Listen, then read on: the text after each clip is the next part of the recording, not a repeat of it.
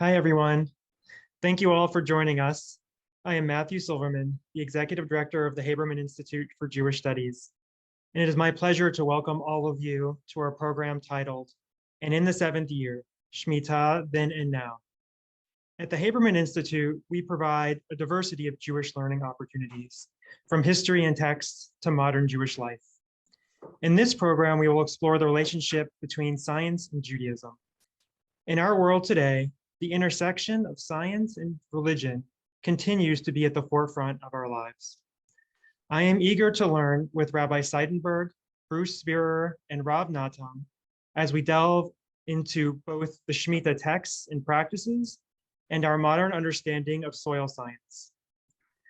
I would also like to extend a special thank you to Congregation Eitz Chaim and the Jewish Federation of Greater Washington for helping bring this lecture to the community today. And now I would like to welcome Elaine Amir, the Haberman Institute Board President, to introduce our panelists. Hi, Elaine. Thank you, Matt, and welcome to everybody joining us tonight, especially those who have a stake in preserving our environment and our world, which I think is all of you. I see we have attendees from our local community in the DC metro area and many more joining from across North America and beyond. We do have a special night ahead of us. We're thrilled to bring you tonight's panel discussion, and in the seventh year, Shemitah, Then and Now, a discussion with relevance not only every 7 years, but all the time. This is a great opportunity to learn about the wisdom of our Jewish tradition. Tonight's program is part of our series on science and Judaism, spearheaded by my esteemed fellow board member, Rabbi George Driesen. I'm Elaine Amir, president of the Haberman Institute for Jewish Studies. For those of you who are new to our organization, our mission is to provide adults with high-quality, in-depth encounters with Jewish thought, history, and culture. And I have a feeling tonight's program will check each of these boxes. You can learn more about the Institute on our website, habermaninstitute.org, where you can find recordings of recent programs to enjoy at your leisure, and you can register for a wide array of upcoming courses and lectures. Our next lecture is coming up next week. Dr. Bernice Lerner, former Dean of Adult Learning of Hebrew College and Senior Scholar, Boston University Center for Character and Social Responsibility, will speak on her book, All the Horrors of War, a Jewish Girl, a British Scholar, a British Doctor, and the Liberation of Bergen-Belsen. We look forward to seeing you online for this fascinating exploration of humanity and persistence. And now on to tonight's program. Our moderator tonight is Rav Natan Freller, the spiritual leader of Eitz Chaim congregation in Arlington, Virginia. Rav Natan is a native of Sao Paulo, Brazil, and a recent graduate of the conservative movement's West Coast Seminary, the Ziegler School of Rabbinic Studies, where he received the prize for academic excellence in rabbinic literature. He has served as a rabbinic intern at congregations in Marietta, Georgia, Los Angeles, California, and Sao Paulo, Brazil. Our panelists this evening are Bruce Spearer and Rabbi David Seidenberg. Bruce Spearer is the public education manager at Chazon, the Jewish Lab for Sustainability. He oversees and directs the development of programs that challenge and support the Jewish community to develop and integrate commitments to the issue of climate crisis. Bruce has also worked in horticulture and environmental education for 10 years with the specialized focus on compost production and soil health. Rabbi David Seidenberg is the creator of neochassid.org and author of Kabbalah and Ecology, God's Image in the More Than Human World. One of the world's foremost experts on Judaism and ecology, Rabbi Seidenberg was ordained by both the Jewish Theological Seminary and Reb Zalman Schachter Shalomi. He brings a unique synthesis of spirituality and scholarship to all of his work. After the panel discussion, we'll open the floor to your questions, which we'll accept via the Q&A function on Zoom. We won't be able to take live questions tonight. And with that, the Zoom box is yours. About Shemitah, get the big picture even before the Torah about what's going on in this realm. And I'm going to share my screen to use some slides. And where did they go? They're here. Go. They're here. And I'm going to put them in presentation mode. No, people should tell me if they're having any trouble. Can everyone see the slides fine? Yes? Yeah, we can see it. Okay, good. Okay, so back to the beginning. This is a picture of a pistachio tree by the tomb of a rabbi. So it's close to, it could be many hundreds of years old. This tomb is more than that, older than the tree. Our people has been in the land of Israel, Palestine, Canaan for a very long time, but we didn't start there. So where did we start?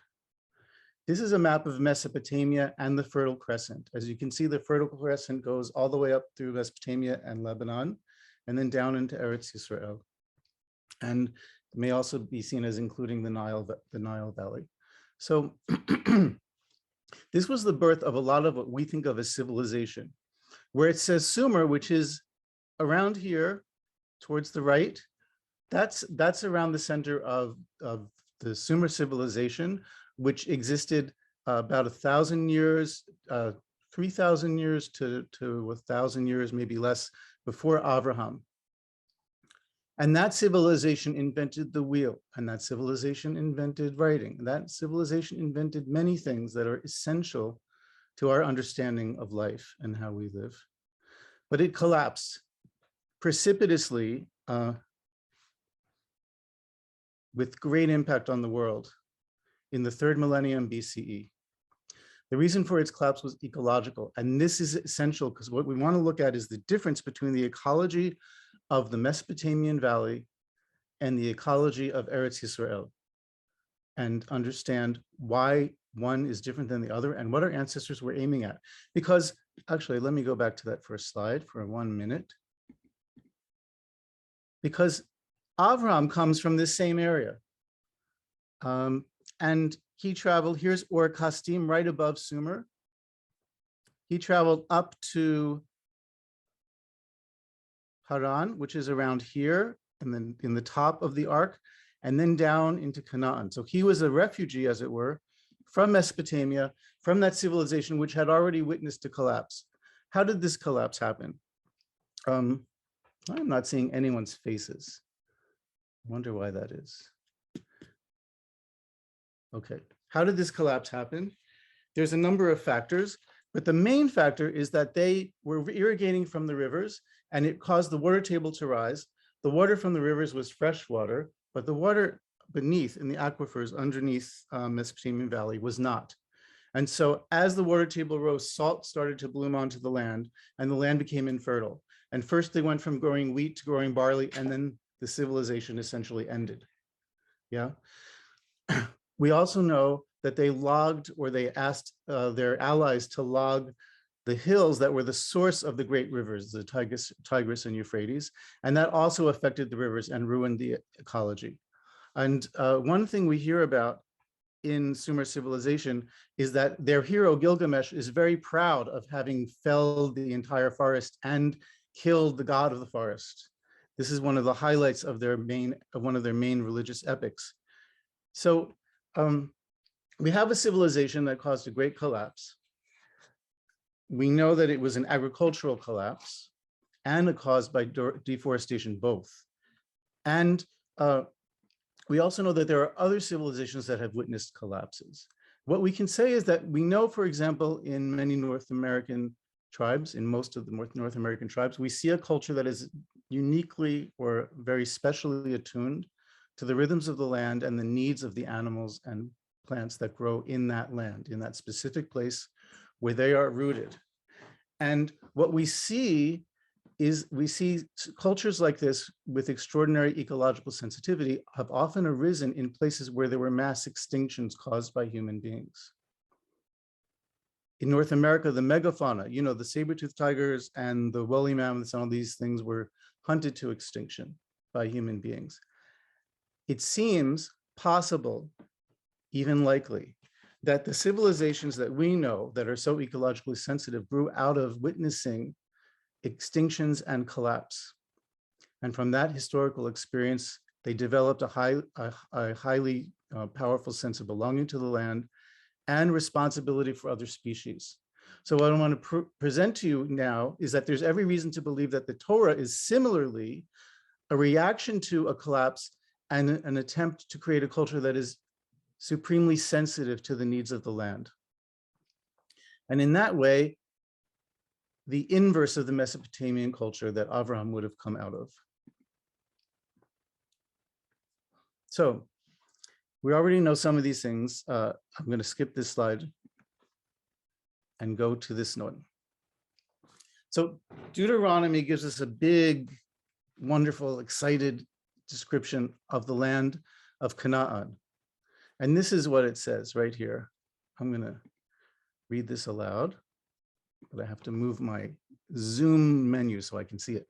For the land that you're coming to is not like the land of Egypt, which you came out from, where you sowed your seed and gave drink with your foot. It's not like a garden of greens. For the land you're passing over to is a land of mountains and valleys. Through the rain of the heavens, she will drink water. A land which Adonai, your God, seeks after. The eyes of Adonai, your God, are continually on her, from the beginning of the year to the end of the year. Okay, it sounds like this is really great, and God's going to be watching you and protecting you. Not like Egypt, and also not like Mesopotamia, where God isn't watching you and where things can go awry. But actually, it means something a little different than that. To say God's eyes are continually upon the land means that God is continually judging the people to decide whether they merit rain or not. In Egypt and in Mesopotamia, which were dependent on rivers, great rivers that didn't cease, it was easy for those civilizations to not think of themselves as dependent on anything but their own wits and their own technologies. In Egypt's case, foot pedal technologies that drew water into canals that watered the fields.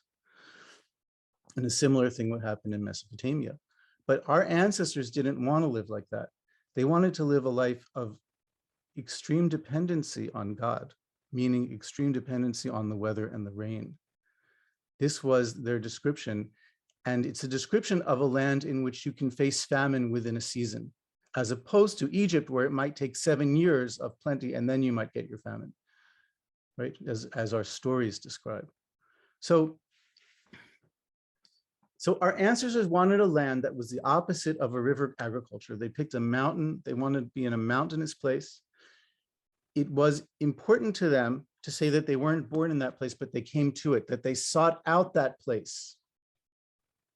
They sought out and chose and were chosen to be in that place because they sought and were chosen to receive a relationship with God that was so intimate that judgment would happen within a season, and they would know right away, were they behaving in the right way towards the land and towards God or not, as opposed to going for 7 years in Egypt, or in the case of our civilization, we've gone several hundred years of deferring the consequences of our bad actions. And so when the consequences of our actions hit the fan, so to speak, the disaster will be far more catastrophic than if we had gotten feedback. The first year plastics were invented, immediately we get feedback, this is bad, we stop making plastics. No, we're going to make plastics for a few hundred years. How long has we have plastics? Less than 100 years, actually. Less than 100 years, but we've managed to put more plastics in every place on Earth, including the top of Mount Everest and the depth of the ocean. And I read today, actually, something that I never knew. Apparently, the mass of plastic on the planet is greater than the mass of all mammals on the planet. It does not sound like a good policy. Our ancestors thought that they could create an agriculture that would lead to a very different civilization than the one that we are living in. In fact, the plan of our ancestors, the mission they were given by the Torah, the mission they were given by God, was to create a different world than the world we are living in, a different agriculture than the agriculture we feed from. a different lifestyle, a different relationship to God, a different relationship to the land. And as you can see from the fact that we live in this civilization, the mission our ancestors received failed. But it's not done yet. And we're still in the mission and we're still doing the mission. I want to just pause for a second and say something about the Anthropocene and the world we live in now. We live in a world where someone had the idea that we should make everything out of a substance that you only use one time, but the substance we should use to make those things that can only be used one time should be something that never goes away. This is, on the face of it, supremely stupid. It doesn't take the slightest amount of thought to realize how stupid that would be. We live in a civilization where we are given 3 gallons of fresh water and told to pee in it. This is also a kind of insanity. If you think about what it means to respect the water and respect the earth and respect our resources, no one would ever design a civilization like the one we have. And our ancestors understood that we needed to make a different choice. So how did they believe their covenant guided them? And what were they being judged on to decide whether they merited rain? There were 3 principles. One was fidelity to Hashem and rejection of all idolatry. That's number 1. Number 2, were the vulnerable people treated well? And were they treated equally? And the vulnerable people includes proverbially widows and orphans, the poor, and the non-native stranger or foreigner. All of these were measures of whether the society was just or not. And then the 3rd principle is letting the land rest.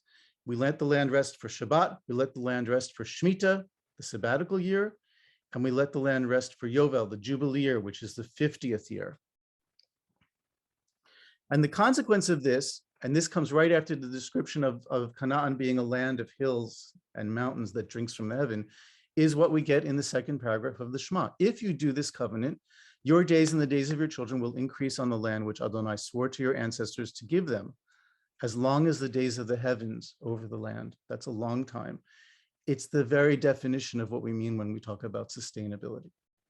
There is no other definition, although it's in religious language, for what sustainability means.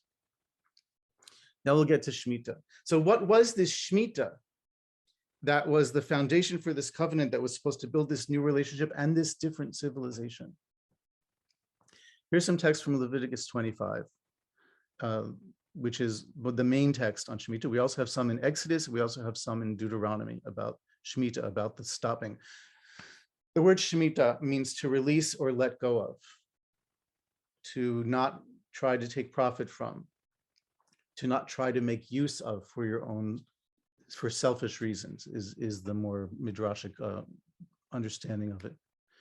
Here's what it says. Hashem spoke to Moshe in Mount Sinai, saying, speak to Israel's children and say to them, you will come to the land which I give you, and the land will rest Adonai's Shabbat. In the 7th year, a Sabbath, Shabbat Shabbaton will be for the land, a Shabbat for Adonai. Don't sow your field and don't prune your vineyard.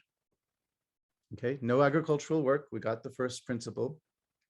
And the Shabbat of the land will be for you for eating, for you and for your male servant, and for your female servant, and for your hired worker. What is the Shabbat of the land? Well, let's say, first of all, the little Shabbat, the weekly Shabbat, is practice for this big Shabbat, the Shabbat Shabbaton of the Shemitah year. Secondly, the Shabbat of the land is what grows when the land is resting and you're not working the land. In that time, whatever grows freely, volunteers, as we say in gardening, is for you for eating, because you didn't cause it to grow, you didn't work the land to make it grow. But it's not just for you, it's for you and your male and female servant and your hired worker and your settler living as a stranger with you, which means foreigner, and for your beast, and for the animal which is in your land, the wild animal. All of her produce will be to eat. So here we learn that the food is supposed to be shared among all beings, not just among people, but among all animals, and that there's no hoarding or ownership in that year of what grows from the land. Our rabbis, before we move on from that, how much time do I have right now? What time am I at? Are we about 7 minutes is what I'm thinking in? Yeah, I mean, that sounds about right. Okay, good. Oh, that's in the right time then. Thank you. Thank you, Matthew. Where was I? Yes. Our rabbis learned from this second principle that the wild animals have to be able to eat the food that grows in the field, that you had to either take down your fences or leave the gates open the entire Shemitah year so that wild animals could go in and out of your field. And of course, so all the human beings could also go in and out of your field freely. They also learned from this principle that if something was growing in the field and a wild animal could get to it, then you could eat it too. But if something stopped growing in the field, you had to remove it from your house and you could not eat it anymore. You could only eat what was accessible to the wild animals.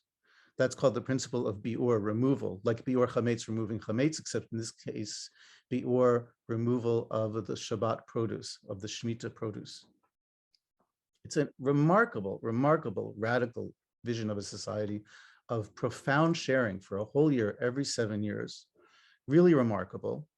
The Deuteronomy text in Deuteronomy 15, which I don't have on a slide here, also says that at the end of the Shemitah year, after you've observed the Sabbath of Shemitah for the whole year, at the end of the year, all debts are canceled. And so we're talking about radical transformation, but there's an even more radical transformation, which is the Jubilee year or the Yovel. You will count for yourself 7 Sabbaths of years, 7 years, 7 times. As you all know, the Jewish tradition loves 7.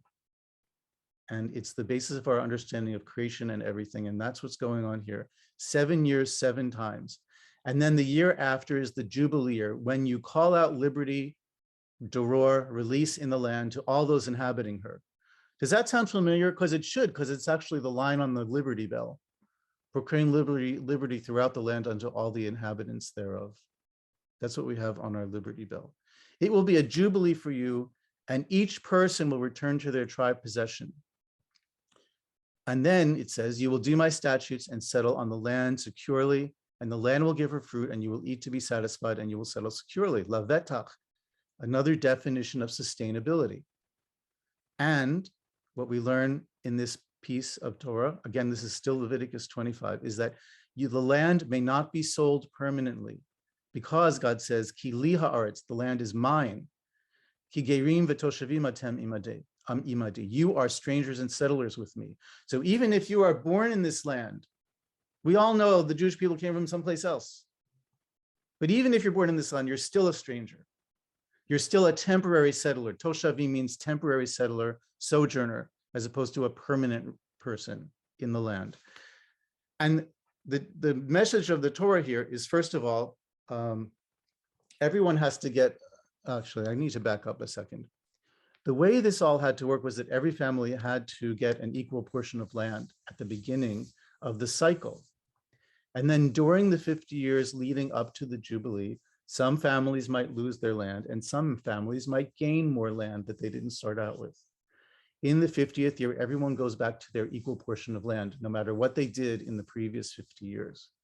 So this is the lesson, and the meaning of the lesson is, first of all, you can never be permanently alienated from your land, but second of all, it's not actually your land, and it never was.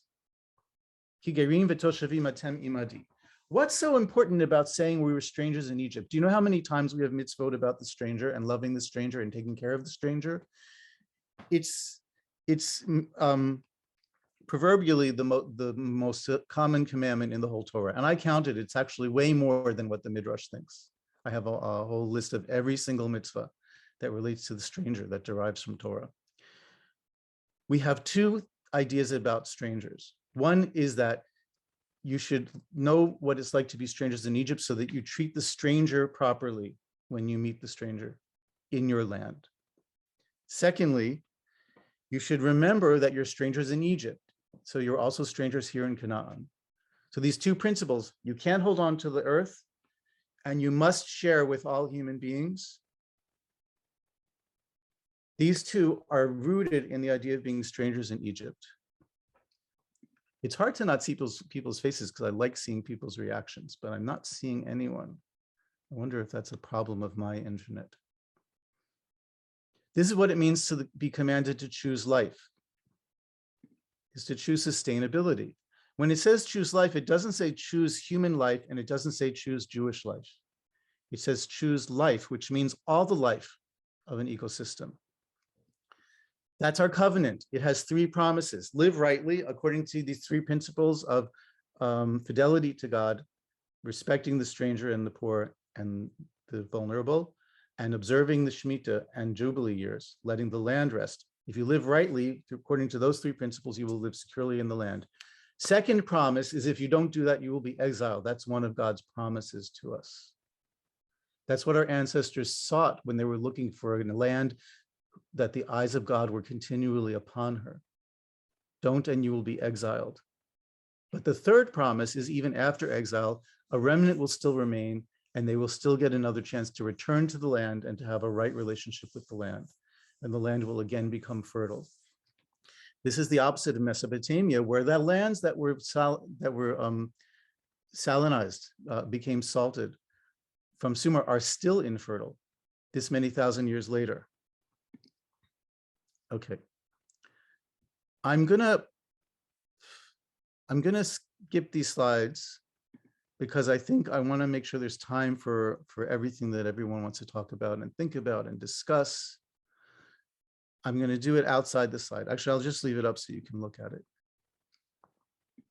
What you need to know is that in Bereshit, in the first parsha of the Torah, it says 4 times that the purpose of the human is la'avod et ha'adamah. 4 times. It doesn't say to work the land. La'avod et ha'adamah does not mean to work the land. When we say la'avod et Hashem, it doesn't mean we're going to work God. It means to serve the land. Service can mean quite a few things. Sometimes it means to worship, but service is also something you can do in relation to another person, which means taking care of and being responsible for and being responsible to. But it's not a stewardship relationship, because it's not that we are so smart that we can manage the whole universe and the whole planet. It's that we need to put ourselves under. In service to means to be lower in the hierarchy than what you're serving. That's the key point. To understand that the land doesn't belong to you, but proverbially, as they say, you belong to the land, or that you're strangers in the land. The flood also tells us that the big problem with humanity is not that it's violent, but it says 7 times in Noah that the problem is that human beings are ruining and corrupting and harming the land. That's what it says. It's Hamas in the land that God is worried about. So God wipes out the people along with the animals in order to protect the land. That's what's very clear and something that doesn't get noticed. The last thing I want to point out, and I'm going to leave this one up here so you can look at it while I'm finishing up here.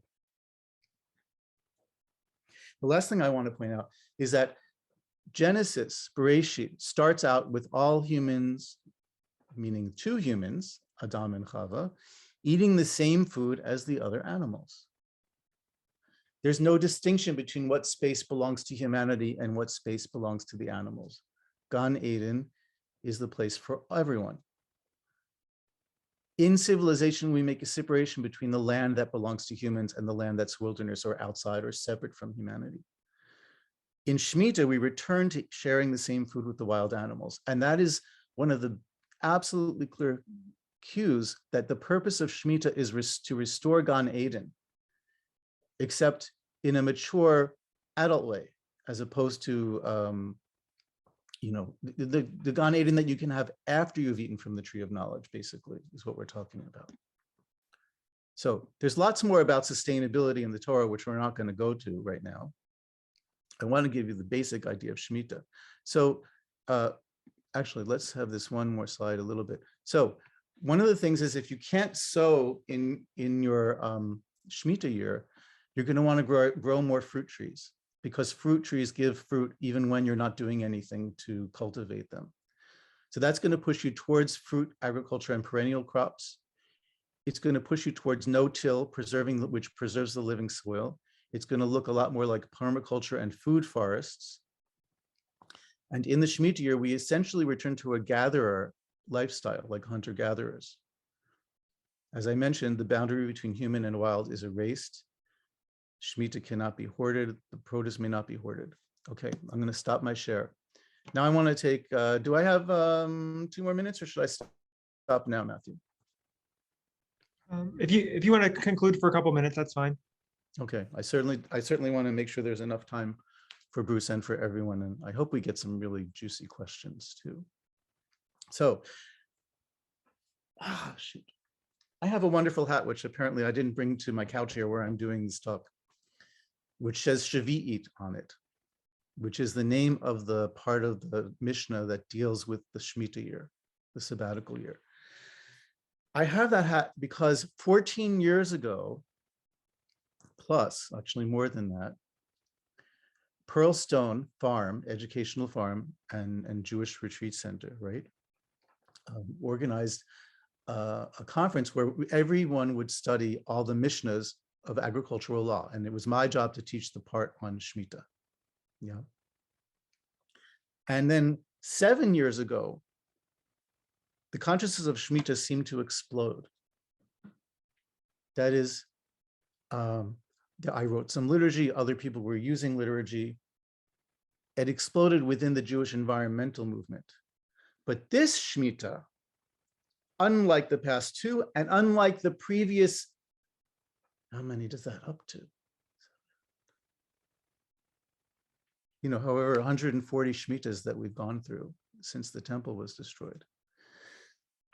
Unlike all of those other Shemitahs, this Shemitah, this one that we're in right now, is the first one being observed and thought about, and to some degree even obsessed about, which is a good thing, throughout the Jewish world, in the diaspora. We are in a unique moment, and we've reached this unique moment because now we need to fill the mission. We need to fulfill the mission that the Torah gave us, which is to create a different civilization than the Anthropocene that we live in, a civilization that's sustainable, a civilization that treats the land as a person and exists in service to the land, which also means in service to the habitat and lives of all the animals and plants that live off the land. And ultimately, as the Torah teaches, in service to God. And serving the land is part of serving God, according to our Torah. So there's lots more to say about different things that have been done in Shemitah and things that are going on. There's a Jewish farmer network, which has started up recently, led by S.J. Selden and Shani Mink. There's Shemitah Yisraelit, Einat Kramer has been doing and did amazing things the last Shemitah year, which we can talk about. And there's lots of other things. Chazon started a Shemitah clock last Shemitah to lead up to this one. And Bruce is going to talk about that. So I'm going to stop talking because now I'm getting into Bruce's turf, pun intended, and I'll let you take it away. Thank you, Rabbi David. That was fabulous. I'm very excited to be here. I'm just setting up my slides. So my name is Bruce Spear, and usually when I'm talking about Shemitah, I'm in Rabbi David's seat, and I'm talking about the Torah texts and how we think about it in contemporary society. And today I'm excited to be talking about from a different perspective, a world that's very dear to my heart that I don't get to talk about nearly as much anymore, and that's the soil. Something that I find wildly underappreciated, and I hope, at least by the end of our conversation, you will appreciate it a little bit more. So just a little bit about me. So for most of my career, I've been an environmental educator in the secular world. I was an urban farmer. I worked in New York City for 9-10 years. And I also worked in public horticulture, specifically in compost education with the New York City Compost Project, where we actually really worked with communities to build and develop compost operations and integrate that into the fabric of the city. And then later Battery Park City Parks, which was one of the first sustainably managed public parks in downtown Manhattan. And over there, I oversaw their compost production, which they produced in order to fertilize their park. We also made compost teas to help build the soil in an organic way. And at that operation, we processed about 3,500 pounds of food waste a month in order to do that. And nowadays, I'm the public education manager at Chazon. And as Rabbi Seidenberg, right now we're very engaged in Shemitah education and work around that. And just briefly about Chazon. So we've been around since 2000. We were founded with environmental bike rides to raise awareness about issues and start raising some funds for our movement. And then we started developing Jewish food conferences, working on Jewish community-supported agriculture projects, connecting Jewish communities with local farms. Kind of fast forward to today, we now engage with over 40,000 constituents across the country, including Jews and rabbis of every denomination and religion. And we're also in the process of merging with Pearlstone Retreat Center as one organization. So we will now offer 2 retreat centers, which offer immersive, transformative Jewish earth-based experiences. Pearlstone is outside of Baltimore, so if you are located in the DC area, which I think many of you are tonight, they're much closer, as well as Isabella Freeman, which is in northwestern Connecticut. We have the Admar Farm and Fellowship, which grounds people in their 20s and 30s in earth-based Jewish practice and farming. Teva, environmental education for day schools. We have Chazon Detroit, which is mobilizing environmental stewardship and action on the ground in Detroit. The Chazon Seal of Sustainability, which has engaged over 200 organizations nationwide in greening. And most recently, which I'm very excited about, the Jewish Youth Climate Movement has been around for about 2 years and started from 0 chapters now with 35 chapters of teens and youth in their early 20s across the country that are advocating for action on the climate crisis. So just a little bit, that was just a little bit about Chazon. So what we're gonna do for my section, so we did some introduction. So what happens to the land during Shabbat Haaretz? And I'm using that as a broad term to anything relating to letting the land rest. And this I'm considering like specifically a Jewish question and more, from my perspective, a question of Jewish law. Then we'll move into what happens to the land when we stop planting. And this is kind of the more scientific phrasing of the question. Then a brief survey of how has modern Israel approached letting the land rest now that there is a state of Israel. We do have to apply Shemitah laws. And how do these applications connect with soil health? What's it doing? Is it improving the soil? Is it hurting the soil? What's the long-term view of agriculture? And I won't linger too long here, but as Rabbi Seidenberg shared, this text from Leviticus is one of the primary texts for Shemitah, Shabbat Haaretz specifically, and the other one is in Exodus. And we start seeing the phrase Shabbat Haaretz, and we also see we start seeing a prescription of what does it mean to let the land rest. And that starts getting fleshed out more by the rabbis as they start building out the halakha, the Jewish laws around it. And it bears repeating because I find this to be a quirk of Jewish history that's really interesting. Letting the land rest only applies to the biblical land of Israel. And when I say applies, just from like a strict reading of the law, there is a lot to be done around making this tradition come alive outside of Israel, a lot that we're fomenting, but kind of like trying to figure out how do we follow this to the T. It's only become something we have to think about again since 1948. Previous to that, we didn't really have to think about this since the 2nd century of the Common Era, because that was the last time there was Jewish sovereignty in the land. So all of this thinking about how we apply Shemitah really got revitalized in the early 20th century. And a basic outlining is there's a prohibition on planting, right? So we can't cause new plants to grow. So sowing seeds, transplanting young plants, or even trees, depending on what the tree is. And whether or not this prohibition extends to all plants or just edible plants is a debate amongst the rabbis. And then we cannot prune an existing plant to cause it to grow productively. And when I say grow productively, when we have a fruit tree, pruning it in a certain way will cause it to produce more fruit. So we are allowed to prune trees in order to preserve the plant's health. But again, like, does this apply to non-fruit trees is also up for debate. someone asked in the chat whether or not JNF plants trees, and I do believe they plant trees um, in Israel during this time of year. None of them are fruit-bearing trees, but like I said, there's some halakhic discussion about whether or not it's allowed. The second category is harvesting. So there's a prohibition on harvesting of annual crops. So annual crops would be the volunteers, the grains that dropped from the last cycle, or any of the wild plants that grew that I could glean from, and then harvesting perennial crops. Just because I'm not intending to harvest, the grapes are still going to fruit, the olives are still going to come to season, and I am allowed to harvest those, though there's this idea of taking with a shinui, a special change or a different tool. So that's it. This is a very complex conversation and probably a conversation for a different seminar. But this kind of frames when we say letting the land rest, this is what it's developed into through the legal conversation. It gives us a framework to have this ongoing conversation. So some questions that might come up is like, why are we doing this? What's the purpose of Shabbat Haaretz? Why does the land need to rest? And what happens to the land when we actually apply these laws?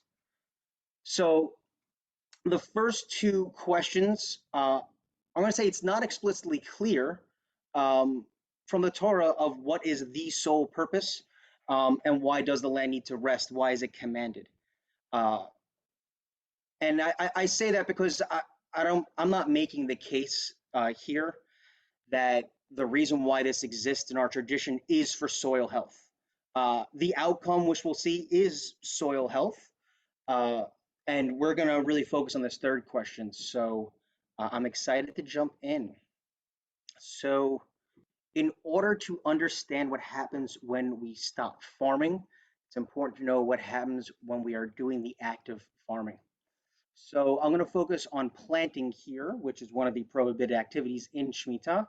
So I say conventionally because really planting hasn't changed a whole lot for the majority of the world since the agricultural revolution.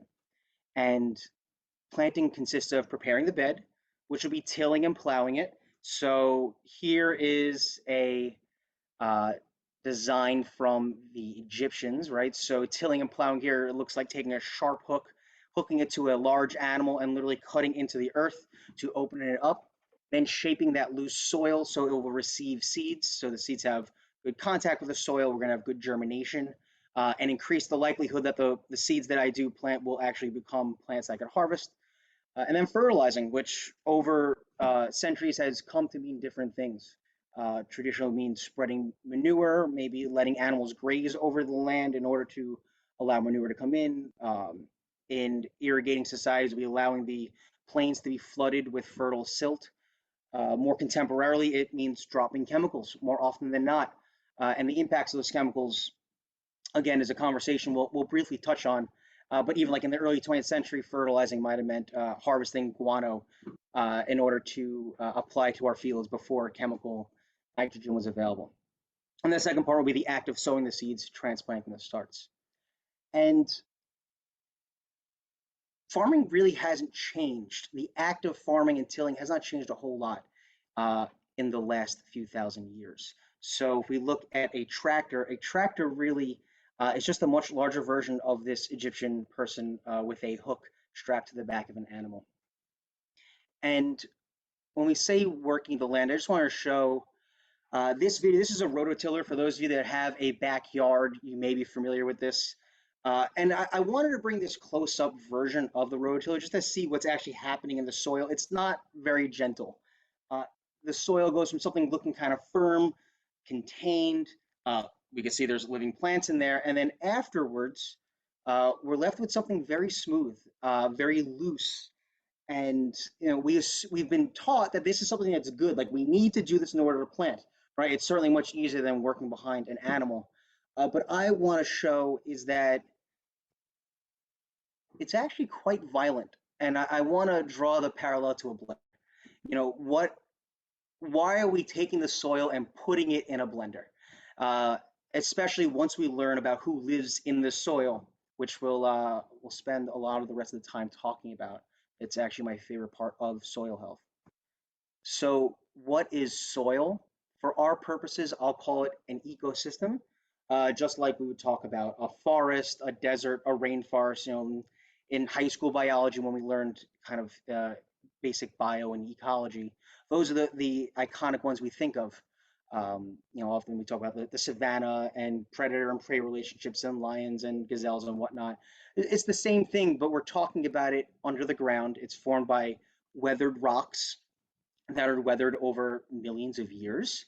And that weathered rock is an anchor for plants to root into, but it's also a home for billions of bacteria, fungi, and invertebrates. So I show this picture here because I'm not sure if you can see my pointer, but it's really showing that it's so much more than just dirt, right? Dirt's like a dirty word in the soil health and organic world because it denotes that it's dead. But just in this picture alone, we're seeing just lots of different types of organisms that are living in the soil. So the physical home of soil, about 45% is that silt, sand, and clay, which is all that weathered rock. And silt, sand, and clay just refer to different particle sizes. The largest particles are the sands, the medium ones are the silts, and the smallest ones are the clays. And they all play different roles in kind of the interactions in the soil. But when all that's put together, it doesn't quite form a perfect mat. I like to think of it as like if we had a jar filled with bowling balls, tennis balls, and ping pong balls, all different sizes. We jumble it around. There's been lots of space in between, and in that space, about 50% is going to be air and water. And in that, what makes all that up is the home for this last 5%, this organic matter. So just like you and I, the things that live in the soil need air, need water, need nutrients. So they're all getting that just from the natural structure of the soil. And this is a estimated ideal soil makeup. This, in less healthy soils, there's probably be a lot less air and water because there's gonna be less space in there. And when there's less air and water, there's less things living in there and less of the benefits we'll see. And we're gonna really focus on this 5%. And in here we have just a small bit of the living roots and organisms, a 10% that's just dead, then another 25 that's actually actively being broken down and turned into the final product of humus, the actual organic matter that's living in the soil that actually makes a huge, huge difference to the health of the soil and the ability for it to sustain life in the long term.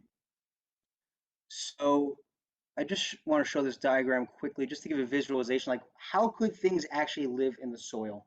So here we're seeing all of that space between the different particles.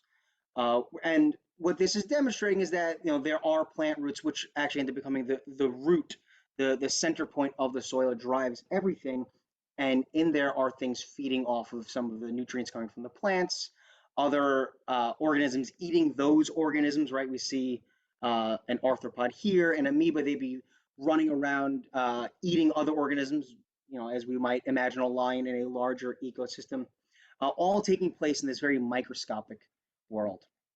So when I say things are living there, who lives there? The FBI. I used to teach this to school kids, and it's such a cheap shot joke. I love it. The FBI stands for fungi, bacteria, and invertebrates. And I just want to emphasize here that I'm talking about per teaspoon of healthy soil, there are more living organisms than people on Earth. So we're literally talking about billions of organisms just in a teaspoon of soil. And there's a video on the bottom left of this slide.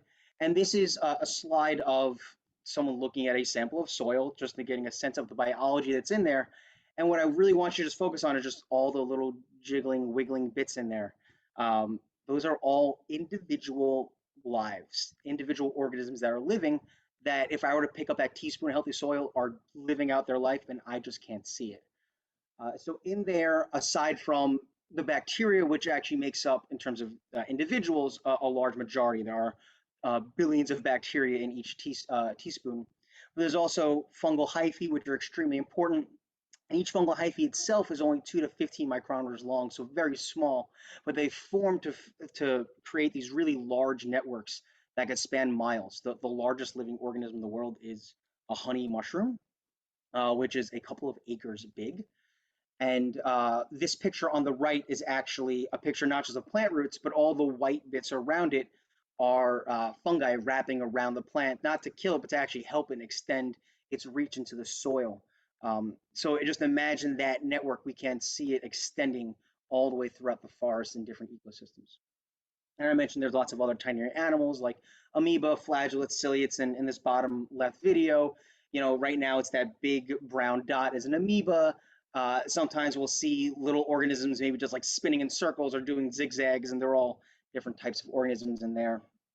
And then there's also nematodes, microscopic worms, and some of the bigger organisms that we're more familiar with, like snails, slugs, the arthropods, the worms. And just in these two videos here, we'll actually see a nematode wiggling in here, and then on the top right, it's a video I once took. I believe at the time it was mites decomposing an apple core. And I just want to reiterate that this is an ecosystem, right? It's an ecosystem in miniature, and it's founded on primary producers. So just like we learned that everything starts with plants, here everything starts with plants, and all the energy they're taking from producing in photosynthesis and taking that carbon dioxide actually gets pushed out through their roots in the form of sugars and other nutrients that they don't need, and other organisms then come feeding on that, right? So we have the grazers that come in and eat it up, and then other organisms that eat that. And a food web builds off of that, a fairly complex food web, a food web that we actually don't understand in total. It's one of the least understood areas of science that in today. And what's important to know for our purposes that this complex food web is self-regulating. It's balancing. So because there's an abundance of predators, uh, if there's gardeners out there, words like nematodes and fungi are often cast as like these bad words. It's hurting my plants. I need to get fungicides to kill all the fungus. I need to spray for nematodes. But in a well-balanced system, there's actually predators eating those nematodes, and the fungi are in check, where there's different types of fungi. So these two pictures here, it's actually a fungus-eating nematode in this particular picture. So this nematode, which actually might go into a plant root and kill it, is captured by the fungus, and the fungus then eats it. Also, in a very diverse ecosystem, we see that plant-eating nematodes often become fungal-eating nematodes, and it's no longer harming the plants when there's a very diverse system in place. So the next few slides I'll move through pretty quickly because I briefly mentioned it, but it all starts with photosynthesis in the leaf. That's a view of the stomata, the holes, the microscopic holes in plants that take in the carbon dioxide. That's all brought in through the leaf, through photosynthesis, and all that's driven down to the roots. And this is really the exciting place of the ecosystem. This is really just a few millimeters outside of every root hair. There is this exchange of nutrients between fungi that are wrapped around the roots and the roots themselves, and they'll exchange nutrients to whatever's needed. Sometimes the fungus will actually pull and mine nutrients from elsewhere in the soil, or maybe exchange nutrients from one tree or other plant and exchange it with another plant that needs it, and it's constantly bartering. And then around it, you'll have, maybe a flagellate eating a smaller bacteria, and then all of a sudden, the nitrogen that was held in that bacteria's body is available for the trees. So it's a really dynamic system. But there's this give and take between the soil microbes and the plants, but it's really all being driven by the plants being in the soil. And I just want to show us that again, this scales up in complexity as we grow. So if this were a gardening class, I would love to spend a lot more time on this particular slide, but we're going to go through this pretty quickly. Why should we care about all this soil health? So it builds topsoil over time. And one of the greatest tragedies of human history is that we consistently mine our topsoil. We consistently mine our soils, and they collapse. Someone also mentioned in the chat, was the Negev fertile? The Fertile Crescent itself was in fact fertile, though it doesn't look very fertile today. And a lot of that's because of human agriculture that has actually depleted the soils and they collapsed. And there's a great book, which I'm going to recommend at the end, called Dirt, the Erosion of Civilizations by David Montgomery, which actually tracks this history of humans mining their soils. But also Healthy soil pulls carbon dioxide out of the atmosphere and it sequesters it in the soil. So it's actually a solution to the climate crisis, but also a driver of climate change when we're not treating our soil as well, and it pushes carbon dioxide out of the soil. It cycles nutrients. So rather than with chemical agriculture, when we spread chemicals, the nitrogen's there and then it disappears, maybe in a slow release version of it, it stays a little bit longer. Where in this system, like I mentioned with the bacteria being eaten, it's actually available when the plants need it. And the other one I do want to point out is this idea of, it's called, some people call it the wood wide web, right? It's this network underneath the soil that's constantly taking care of other plants, taking care of each other, exchanging nutrients. And there's a self-interested and mutually interdependent set of organisms that are trying to keep themselves alive, that are trying to maintain the whole system so everyone benefits and they all get to live. So I want to come back to our friend, the blender or the rototiller or the plow, and ask, what happens with conventional farming? So it fractures and destroys this wood wide web. Fungal networks are fairly delicate when it comes to the blades of a plow. It kills soil microbes, reducing their diversity. So all of those benefits of a complex ecosystem go away. Our plants become more vulnerable. Then we start needing things like pesticides. Releases the stored up carbon in the atmosphere, and it breaks up the soil structure, which we didn't talk a whole lot about. But those air pockets and water pockets actually collapse. They disappear for the most part. And similarly, we could say a lot of these impacts also come from chemical fertilization, though for different reasons. And if people want to learn more about that, we could talk about more maybe in the discussion section. So this is just showing just kind of like the visual difference between unhealthy soil that's been treated poorly and soil that's kind of been let to rest and allowed to develop on its own. You could just see on the left, there's just no space for anything to happen. Water, air, much less things to live or grow through, whereas on the right, we see a lot more space. So when we stop, all of that harm ceases, right? The ecosystem begins to repair itself, and the rate of repair depends on some of the actions we're going to take. And that brings us to our assessment period. So how does modern application of Shemitah scale up? So there's a few basic principles of promoting healthy soil, and I've really distilled this down. So keeping plants in place is one of the most important things we can do. As I said, it drives the life of the ecosystem. So without them there, things kind of just stop, right? There's no food for all the other organisms. So ideally, we want plants in place. If not, maybe a mulch, so at least there's food for the decomposed to have and release into the system. We want to reduce or eliminate tilling. We want to apply compost. There is a nutritional benefit, but it also injects microbial diversity. Compost tea does the same thing. It injects microbial diversity. And then pasturing animals, allowing animals to run over the field in a particular way. We don't want to deplete the field, will also naturally improve the ecosystem. And if we think about just symbiotic relationships, this is how buffalo roaming across the Great Plains for millions of years actually really increased the soil. So we found it looked really fertile, but it was actually that activity that did it. So I've listed out some of the contemporary approaches to Shemitah. So the first set we'll call no active farming, which is a pretty strict approach, as we might have seen it just laid out in that Leviticus chapter. So we're just not farming.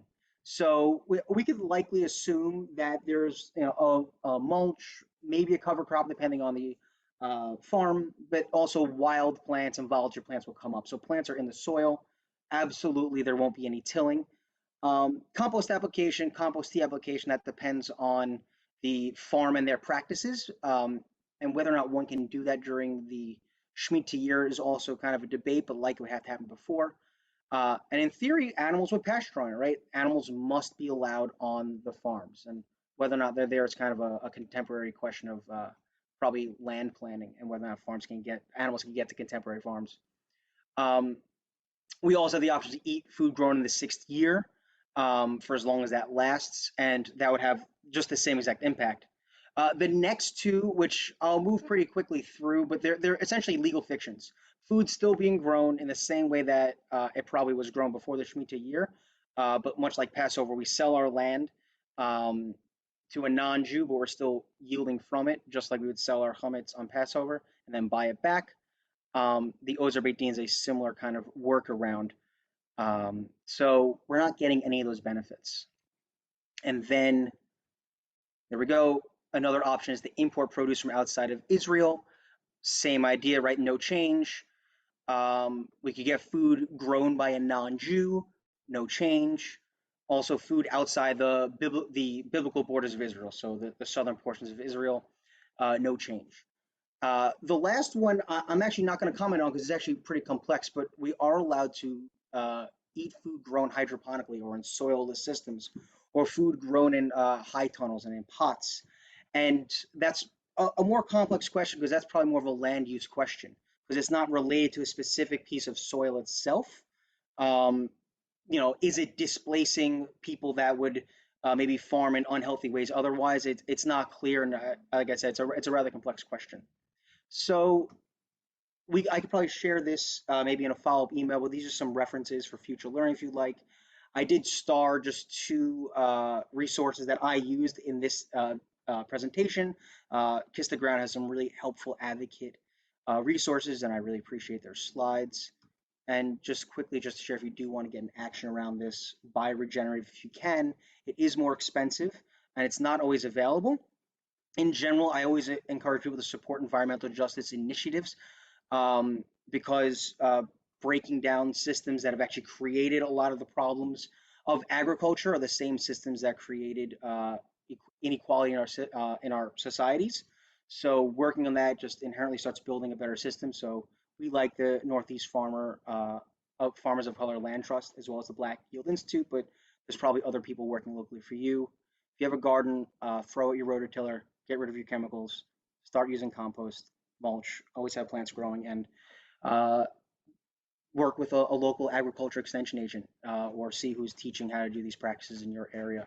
And just in general, just appreciate the soil for what's there. There's so much life just right under our feet. So with that, thank you very much.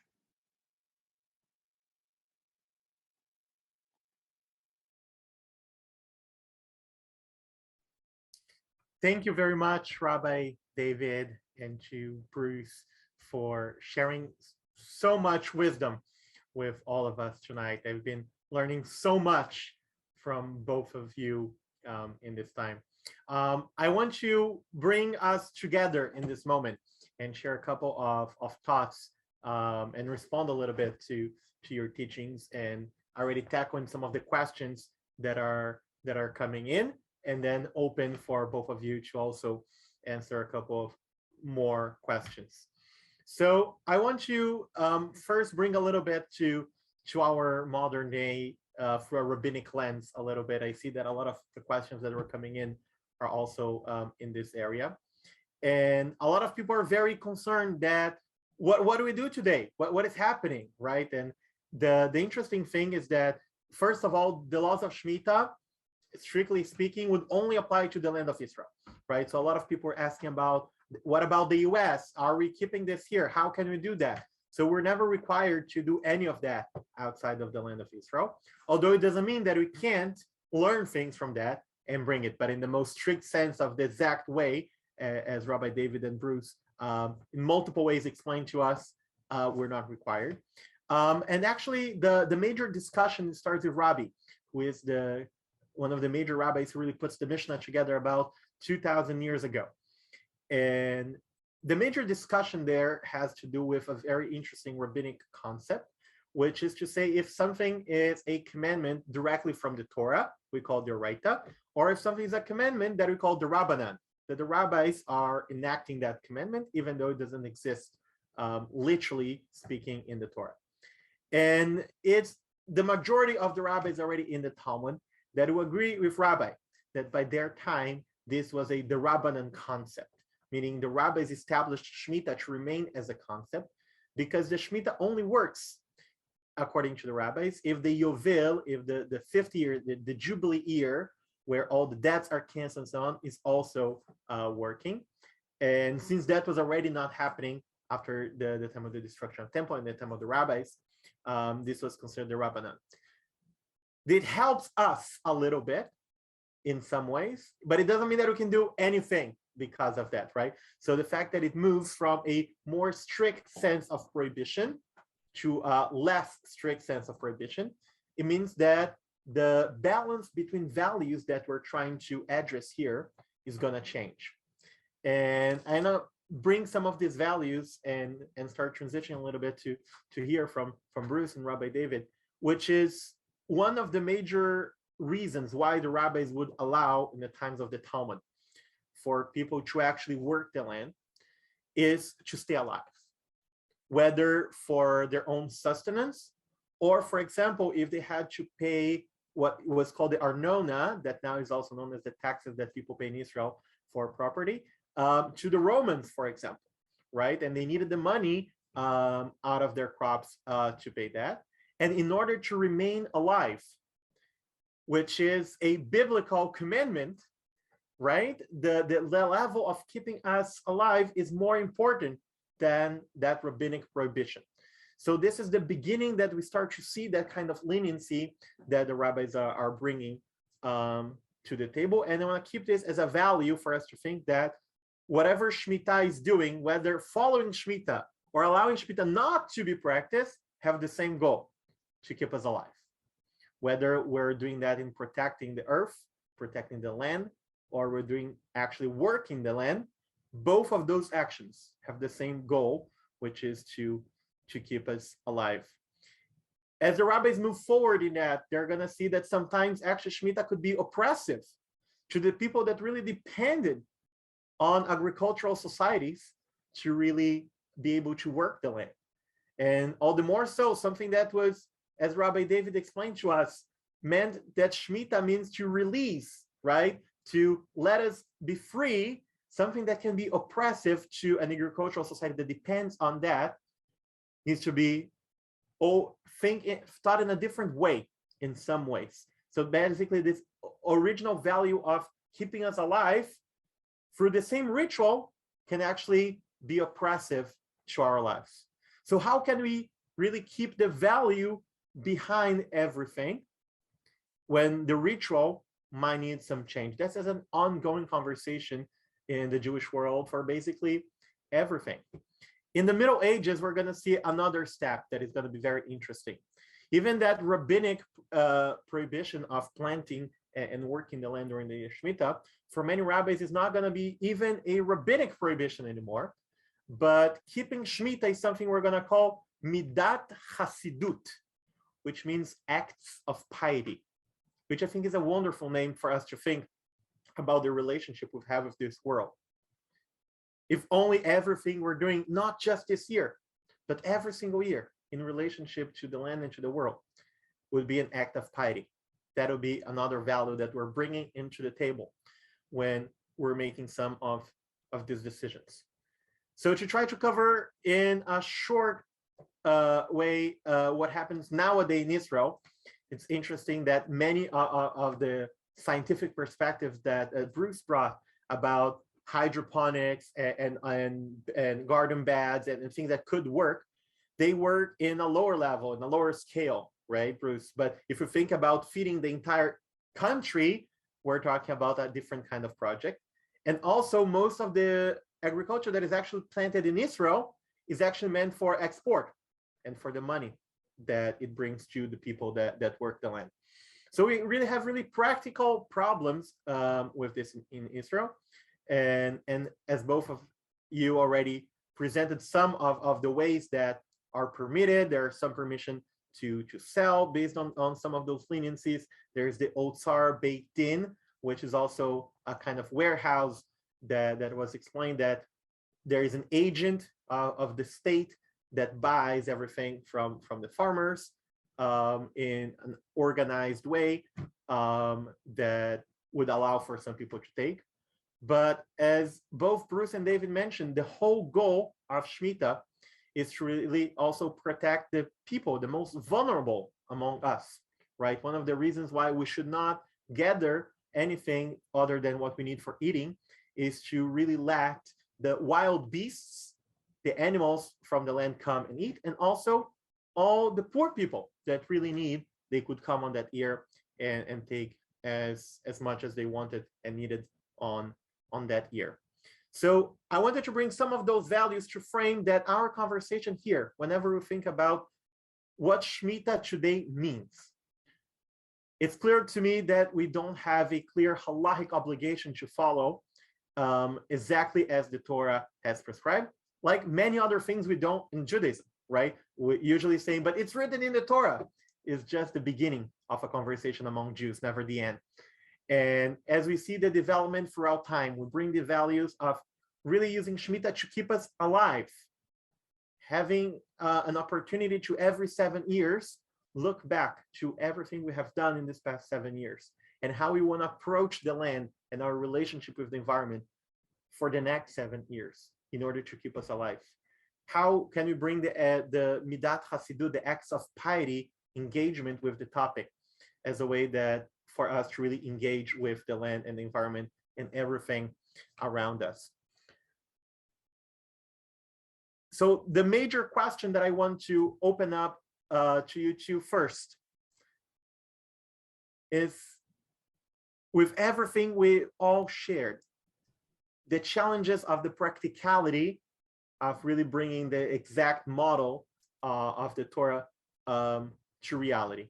But still, with all the beauty and wisdom that we can derive from such an ancient wisdom like our Torah and our sages. What does Shemitah have to do with me? How can I, here in the United States or anywhere else, if anyone from abroad also joining us tonight, can connect with such an ancient practice and really bring some kind of meaning or even ritual or even practicality to our lives nowadays? Rabbi David, would you like to get us started? I'm game. There's a lot in what you said. I think I want to be a little bit of a pushback on you on one of the things you said. If it's true that Shemitah is what's necessary in order to make a society sustainable, then ultimately you're destroying lives if you don't do Shemitah, or something that fills the place of Shemitah. It's similar to, we need our gas and our oil because we need to get from an ambulance needs to go get someone and bring them back to the hospital, right? But if we keep using gasoline, the consequences of climate change are so vast. You're talking millions of refugees. You're talking agriculture collapsing in multiple places at once. And, as it says in the Torah in Leviticus 26, it gives you the curses that will happen if you don't observe Shemitah. So first it says the tree won't give his fruit and the field won't give its produce. Then it says, I will walk with you in anger if you still refuse to follow my commandments. And then it says, the wild animal will eat your children. Will eat you, actually. The wild animal will eat you.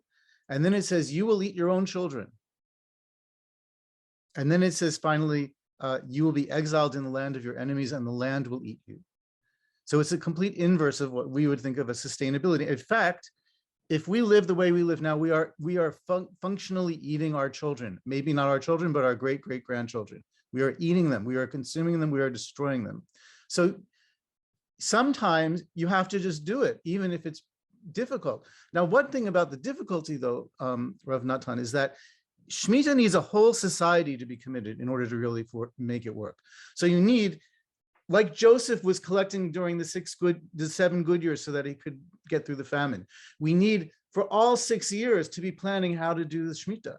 And you need a government, and you need all the organizations, and you need everyone participating in this grand experiment. So it's true that no individual farmer can simply just wake up and say, I'm going to observe Shemitah without having it be a great cost to themselves.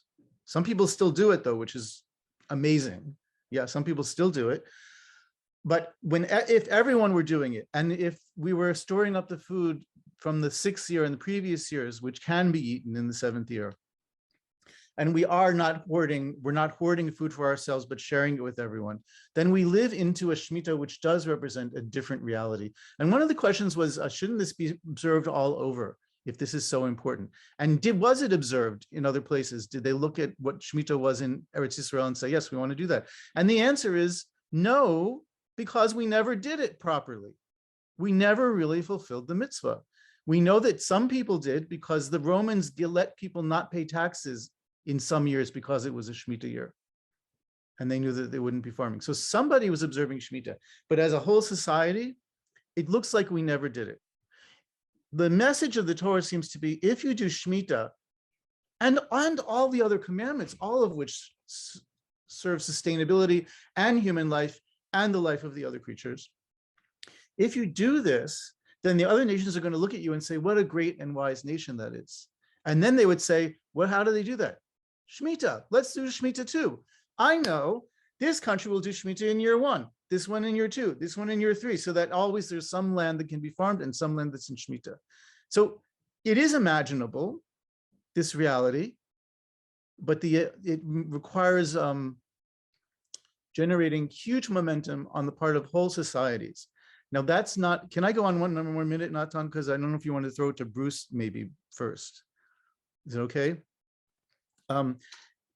It's true that we don't have any mitzvah to observe Shemitah outside of the land of Israel. And I say the land, it's not about the state of Israel, it's about the land of Israel. Be clear about that.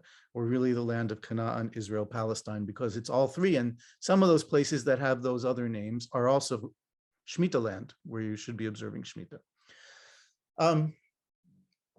We have, because we're not obligated, extraordinary creative freedom to figure out what we want to do. So I'll give you some simple examples. Some people aren't planting fruit trees in this Shemitah year. Some people are dafka because they want fruit trees to be ready for the next Shemitah year. Some people, the farm that I work for, Abundance Farm in Northampton, Massachusetts, we removed the gate of the farm. We have signs called shared abundance that people put in their gardens to say anyone can come and harvest from this garden, which is essentially turning it into a Shemitah garden. So there's many things we can do even without the whole social structure. We can have food maps of fruit trees in a city where everyone can go and get food freely. There's another example.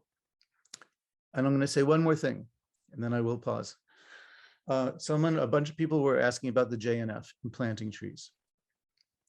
Since the JNF is representing the Jewish people, there's a very good, strong argument, and there is no biological or social necessity to plant pine trees or whatever they're planting. There's a very good argument for saying that JNF does not get a pass and that Heter Mechira doesn't work and that JNF should not be planting trees in the Shemitah year. That's controversial already, but it's also controversial how they're planting trees, because if you all were following the news, the last week there was tremendous protests by the Bedouin against some planting that the JNF was doing, because essentially what they were doing was planting trees in the land that that Bedouin tribe in Sawa uses to graze their animals, right? Which is essentially stealing from them and making it impossible for them to live. So that's a violation of the commandment to choose life, because that applies to all human beings, not just to Jewish people, and a violation of Shemitah all at once, a very big violation. So we need to be watching what other people do to make sure that they're also respecting Shemitah. So that might mean, even if you like JNF, maybe you don't give them money for a tree in the Shemitah year. Maybe wait till the following year. And if you don't like where they're planting, then maybe find out if there's other ways to plant trees in Eretz Yisrael, because there might be some good ways. I know there are some ways. So those are just some examples and thoughts. Over to Bruce. Thank you, Rabbi Thank you so David, much. for sharing some thoughts with us. And I want to focus on one part of your answer to guide back to Bruce, that my provocation was on the contrary of some of your answers, in the sense that I'm not trying to say that we should not practice Shemitah. On the contrary, I'm saying that we need to rethink how Shemitah is a wonderful wisdom that might need to be retaught in a practical manner so it can actually achieve even more people. So some of the solutions that you brought to us, for example, farms in the US having to remove their gates and allow that for anyone to come and get it, is a beautiful example of a way that we can even take the values behind Shemitah and knowing that as you mentioned, Shemitah is only practical if everyone does that in the land of Israel. And even better, to be really honest, if everyone else around does it and there's a whole coordination. And we're going to have to be a little bit realistic here. I don't think it's happening in the next 7 years. So we need to see everything we can do, knowing that the entire system necessarily is not going to work. So how can we take the values that we can learn from Shemitah and bring that to reality in a way that we really can benefit and take all the benefits that the Torah gives to us that we can get from having a better relationship with our environment. I turn to you, Bruce. That was beautifully said, Rav Natan. Thank you so much. And Bruce, by the way, thank you so much for what I learned from your presentation. No problem. Yeah, I want to underscore one thing you said, and I won't, because you said it really well. I'm a big believer in embracing the fact that we're not obligated to follow Shemitah to the letter of the law outside of the land of Israel. There is a lot of good that can be done when we don't have the yoke of I have to do it like this and argue with other people about whether or not I have to do it like this. Rabbi Seidenberg identified a few great projects. Adamah Farm every year, allocates 1/7 of their farm to be cover crop, right? Which is, sound from a soil health perspective, maybe not sound from a strictly Shemitah perspective. I also want to return to a point I briefly made earlier in my presentation that Shemitah is not explicitly about sustainability, right? There's actually a lot of other goals in there, right? There's goals of faith. There's goals of taking care of the needy. So it's not a silver bullet for how we're going to solve all of our ecological problems, but it is deeply challenging on all those levels. What Shemitah does really well is it doesn't separate over here's agriculture, here's my faith in God, over here's my my responsibility to take care of others. It's saying these are actually all connected, and I think that's really, really important because Shemitah is really, really hard. Rabbi Natan, like you cited so many different ways that we as a people have tried to get around Shemitah as it is written in the Torah, because it is hard. We bump up against practicality, and not just the Jewish people, but human beings through the course of history have destroyed our soils and have led to collapse. Right? This is actually a pattern through most, I'm not going to say all, but many human societies. And it's actually the trajectory of what we're on now. So, what should people do, aside from the kind of the creative engagement? I'll also just take the moment for this year just to really enjoy that the land does need rest and take those moments to connect with nature. But just embrace the hardness, because whether or not it's hard, those curses are very real. Right? Agricultural collapse is a very real possibility. Climate crisis is a more than real possibility coming in our direction. And one of the things I find really interesting is that Rav Kook, when who really wrote some of the earliest opinions on the Heter Mechira, which it was one of those legal fictions that allows us to essentially not let the land rest. He wrote it as a temporary need, right? That we're just going to write this to get the country going, get our economic engine going, so we don't have to let it fall apart. But he wrote it as temporary, right? He really believed from a spiritual place that the nation needed this. And here we are, many years later, we're still in that temporary need place. So I say that because Shemitah highlights that there are hard decisions that we need to make as a society. There are hard things we need to advocate for as individuals, and these are very thorny questions, and it's pointing us to, even though they're hard, the consequences are great and really important. So what should I be taking away from it is that, yeah, there's both cursings and blessings coming our way if we're not deeply engaged in, at least from what I'm here for tonight, these conversations around soil health. Because business as usual is depleting our soils rapidly. And decreasing fertility, which leads to things like, starvation, which exacerbates the climate crisis. So I think I'll leave that question there. Thank you so much, Bruce, for sharing a little bit of your perspective on this. I want to tweak a couple of the questions that came here and try to formulate in a different way, trying to bring one of my favorite ideas of the Shemitah. One of the things that happens on the 7th year is that there is produce that is actually out there in the land that were planted before, and there are produce that naturally grows from trees. There was already an ecosystem happening before humans hand touched it, right? So there's also things that naturally grow. And everything that grows on that year we call hefker, right? Hefker means it's ownerless. So everything that grows there, if you own that land, which is part of what I'm trying to bring here, is that that ownership of that land is also temporary, right? Everything belongs to God. We're talking about a whole divine system of creation that we're blessed to be able to be in this moment here.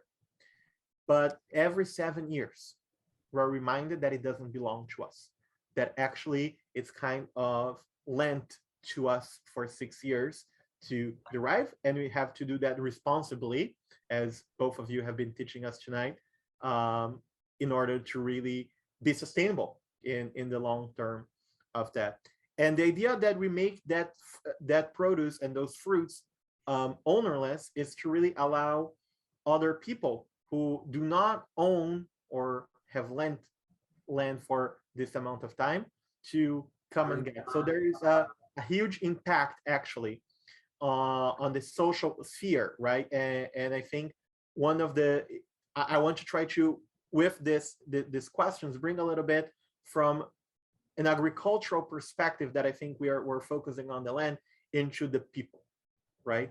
What are practices that we can do on this year to rethink our agricultural system and other systems as well, if needed, that are connected with that, knowing that one of the core values and elements of the Shemitah is actually to help the most vulnerable among us. Maybe and I would love to think that every Shemitah, this number should decrease, right? The ideal system, it should always decrease. We should think that we missed the mark completely if the amount of people that really need to come into the fields and take the ownerless product because they have nothing else to do. And unfortunately, in our world, what we see is exactly the opposite. So what are practical ways that also thinking about an entire environment and the entire system we can also try to protect the most vulnerable among us that don't have all the resources that some of us have to, for example, build our own farms and so on, and really rethink that in order to protect the people. Bruce, do you want to go first, or? If you have something you want to say, I'm still writing down some thoughts. Okay, Otherwise, I'm happy to I'll take say a it. few things and switch it back and pass it back to you.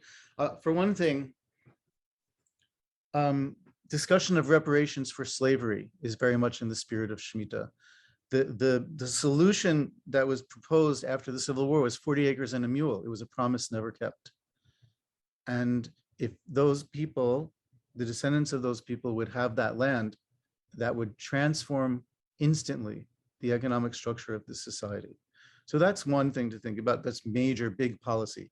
Another thing to think about is, as I said, making food maps of your town so people can go and get free food. And also, Rav Natan, one of the beautiful things about Shemitah, it's that Hefker is for everyone, including rich people.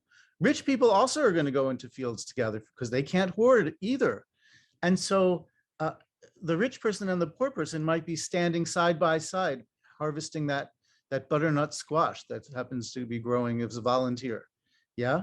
And so part of it is not just helping the poor, but overcoming the class stigma. That's so much part of that. And by the way, it's an interesting fact that the Shemitah of debt, Shmitat Kisafim, letting go of debts, happens after a whole year of agricultural Shemitah. Because the way I imagine it is exactly what I said. The rich person and the poor person, maybe this one lent to that one, are sitting in the same field gathering their squashes or whatever grow, more likely gathering persimmons or pomegranates together, so that at the end of the year, they can say to each other, well, we're not really different.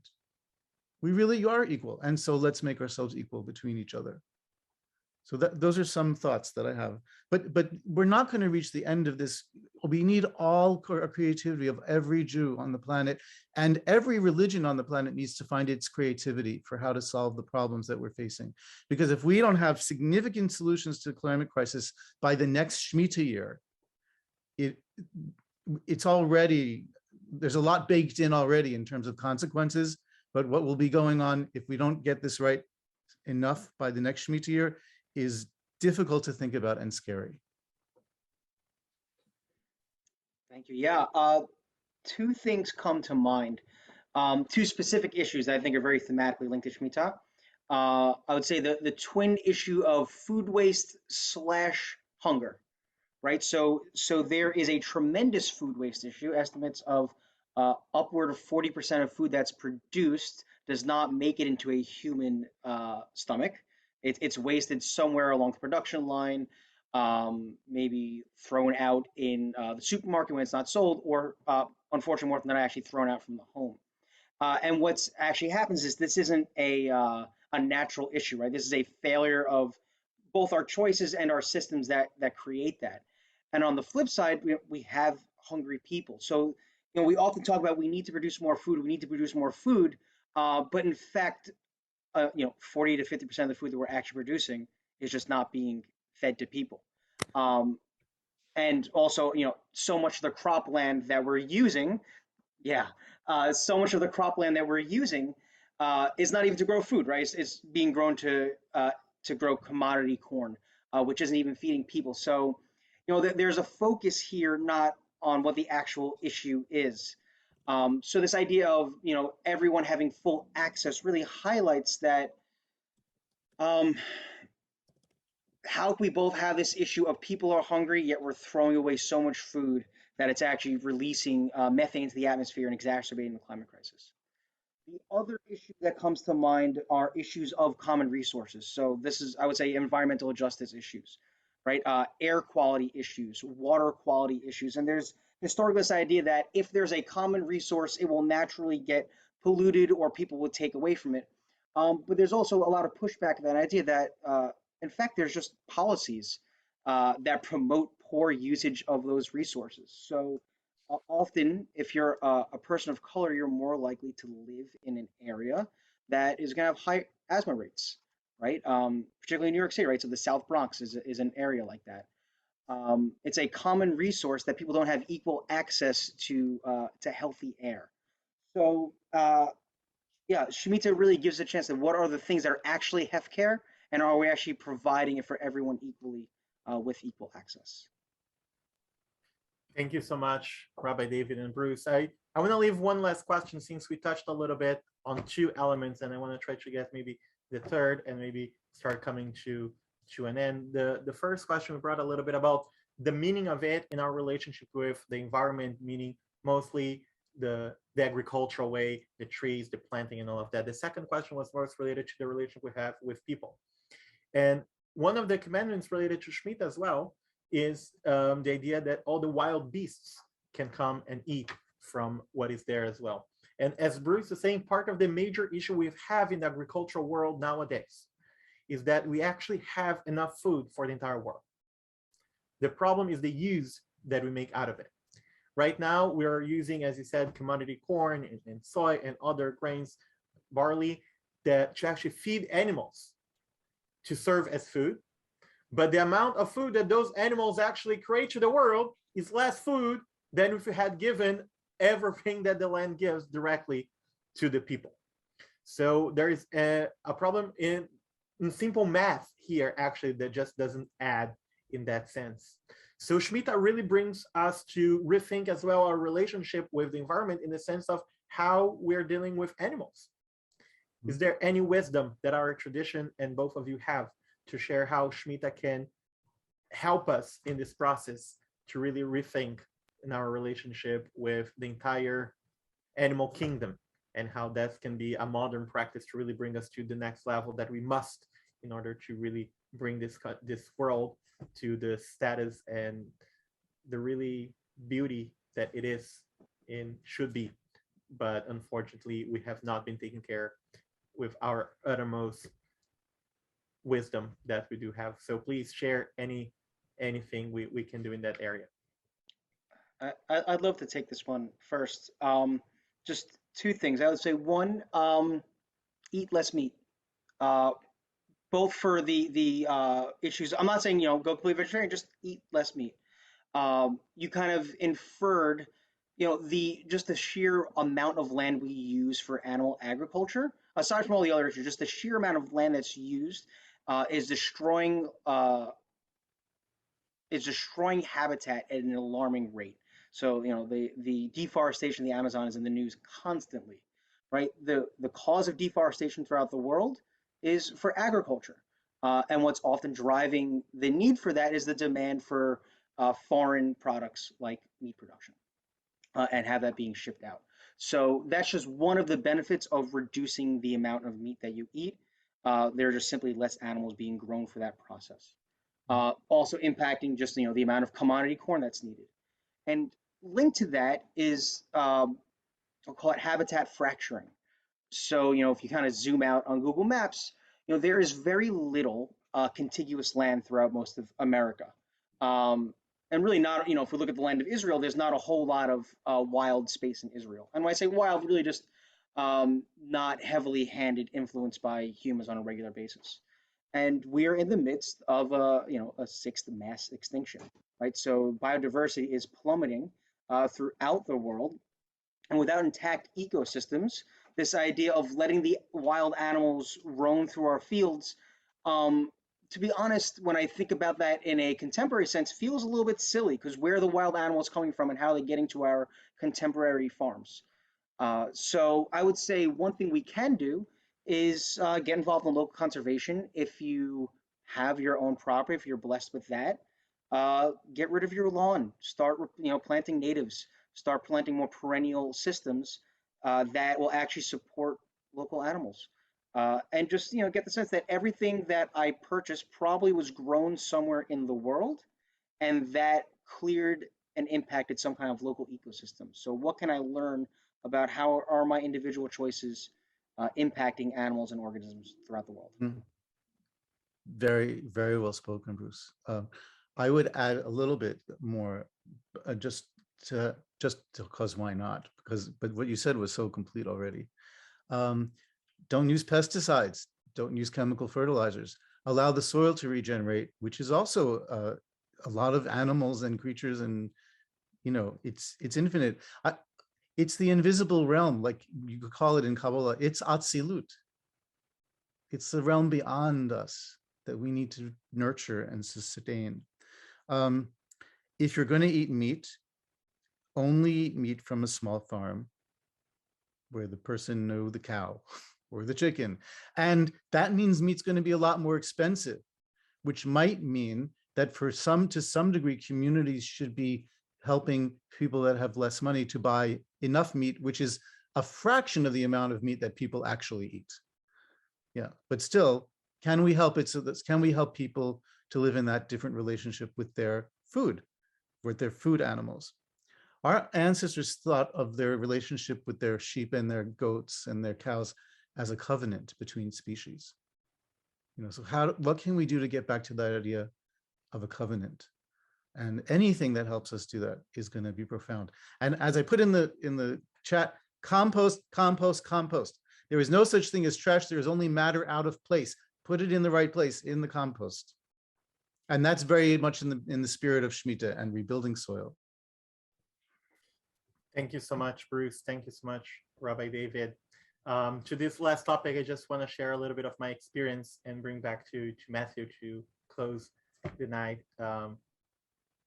I happen to be a shochet as well, and I've been working together with some colleagues as well. Shochet, for those who don't know, is the one who actually does the kosher ritual slaughtering of the animals. And we have been really rethinking that. It's a group of people that does that in a way that is very much in line with what both of you shared.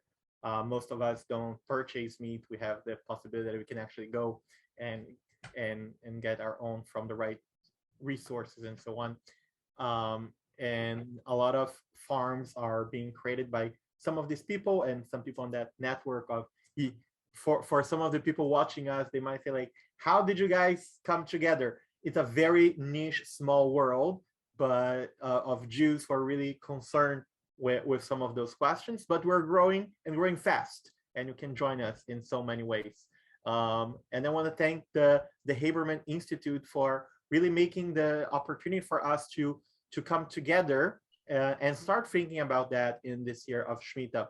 And as I mentioned earlier, that when you say that something is written in the Torah, it shouldn't be the end of the conversation, but rather the beginning. I also want to wish that this is just the beginning of a long conversation of not just what we offer tonight, but many other things that we can do to really rethink. We need to rethink how we approach many of those things. Whatever we're doing, if it's not clear to you, I'm going to help you and spell it out. It's not working. And we really need everyone's hand and minds and hearts to really come together as individuals, as community, and as a society to do Amen. To really keep doing tikkun olam, that in some areas of the Talmud actually has something to do with the Shemitah as well, from when it talks about the prosbul and the debts and all of that. Tikkun olam is making this world a better place, and this is a mitzvah that we do by constantly being aware of our impact and how we can best relate in an organic way with everything and everyone around us. I want to turn back to Matthew to maybe close tonight and share a couple of words as well. Before you go, Matthew, may I just say a few resources for people? If you want to learn some great stuff about Shemitah, get the Hazon Shemitah Handbook, which was put together by Yigal Deutscher for the last Shemitah year. It's just a wealth of material. It's wonderful. If you want to be engaged with people who are thinking about how to do Shemitah in their lives, there's something called Shemitah Hives, which is organized by Asher Addis and Alexander Vickery, very much younger generation. Look up Shemitah Hives, SHMITA, and you'll find great stuff. And I also put a link in the chat to some liturgy I wrote for Shemitah, for eating, for before eating and for after eating. And, sorry for the interruption. Thank you, Matthew. We just republished that Shemitah source book weeks ago, so that'll be going out in all the resources that we send out. Great. Thank you. These are all perfect and beautiful notes to end on. It's been a great evening with the three of you, and a very enlightening discussion and so much wisdom. And I personally learned a great deal. I have not studied most of this before in depth, so I appreciate all that you all three of you brought to this evening. And I know our participants out there also learned a great deal. So thank you. And thank you all out there for joining us. I know it's a little past our usual ending time, but we had a wonderful evening together. And so I look forward to seeing you all again soon. Our next program, as Elaine said at the beginning, is January 27th with Dr. Bernice Lerner on the liberation of Bergen-Belsen. Very different topic if you're interested, and check out our website for more information. And we'll be sending a follow-up email with resources from Bruce, Rabbi David, and Rob Natan. So don't worry if you didn't take notes on everything. So thank you, and have a good night. Thank you so much, Matthew. Thank you. Yeah, thank you.